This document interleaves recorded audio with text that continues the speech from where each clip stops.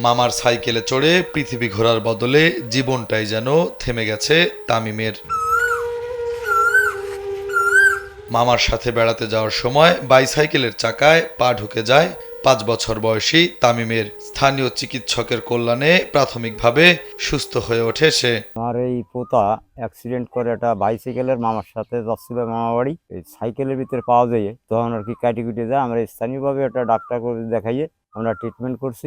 বেশ কয়েক বছর সবকিছু ভালোভাবে চললেও আবারও অসুস্থ বোধ করতে থাকে ৪র্থ শ্রেণীর ছাত্র তামিম। এরপর ধীরে ধীরে শক্তি হারাতে থাকে ক্ষতিগ্রস্ত বাম পা। একসময় অকেজ হয়ে পড়ে বাকি ডান পাও। ওয়ালটন আবারও মিলিনিয়ার অফারে ওয়ালটন ফ্রিজ কিনে আপনিও হয়ে যেতে পারেন মিলিয়নিয়ার।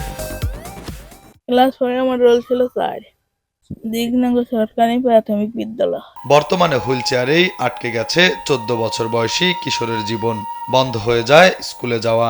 ভ্যান চালিয়ে কোনো রকম পেটের যোগান দিলেও দরিদ্র পিতার পক্ষে ছেলের চিকিৎসার ব্যবস্থা করা যেন বিলাসিতার মতো। আমার খুব কষ্ট হয় আমার ছেলেকে নিয়ে। ফরিদপুরের আলফাডাঙ্গার দিকনগরের সোহেল মোল্লার ছেলে তামিম সাপের কামড়ে হারিয়েছেন মাকেও। আমি নদীতে সাঁতার কাটতে যেতাম, আমি পড়াশোনা করতে স্কুলে যেতাম। ক্লাস 4 আমার রোল ছিল 4, দিকনগর সরকারি প্রাথমিক বিদ্যালয়। আমি সুস্থ হতে চাই, হেঁটে চলে বেড়াতে চাই, পড়ালেখা করতে চাই, মানুষের মতন মানুষ হতে পারি। পড়াশোনা করে আমি চাকরি করতে চাই। স্থানীয় হাসপাতাল থেকে শুরু করে ঢাকায় চিকিৎসা করিয়েছেন ছেলেকে, কিন্তু তাতে কোনো লাভ হয়নি। চিকিৎসকরা তেমন কোনো রোগও নির্ণয় করতে পারেনি বলে জানান তামিমের বাবা। দেশের বাইরে নেওয়ার পরামর্শ দিলেও সাধ্যের বাইরে স্বপ্ন দেখার সাহস হয়নি দরিদ্র সোহেল মোল্লার। আমার খুব কষ্ট হয় আমার ছেলেকে নিয়ে, আসলে আমি পারিনি। মনে হচ্ছে যে পাহাড়টা আমার উপরে এসে চাপা দিছে। আমি কোথাও সাধারণ একটু গাড়ি চালাই, দিন পর দিন আসি আমার ছেলেটা বাইরে বসে থাকে, একা থাকে। আজ ওর আম্মু নেই, হতে পারতো। আমি এটাই চাই যে আমার ছেলেটা সুস্থ হয়ে আমাদের মতো ঘুরে বেড়াক, পড়াশোনা করুক। তো ভালো ছাত্র আজ ওই স্কুলে যাইতে পারে না, আমার খুব খারাপ লাগে। আমার ছেলেটার জন্য আল্লাহ তাআলা তাকে সুস্থ করে দেয়। টাকার অভাবে ভালো চিকিৎসা করাতে না পারায় নাতির এমন দুরবস্থা মেনে নিতে পারেন না দাদা আবু বক্কর মোল্লা।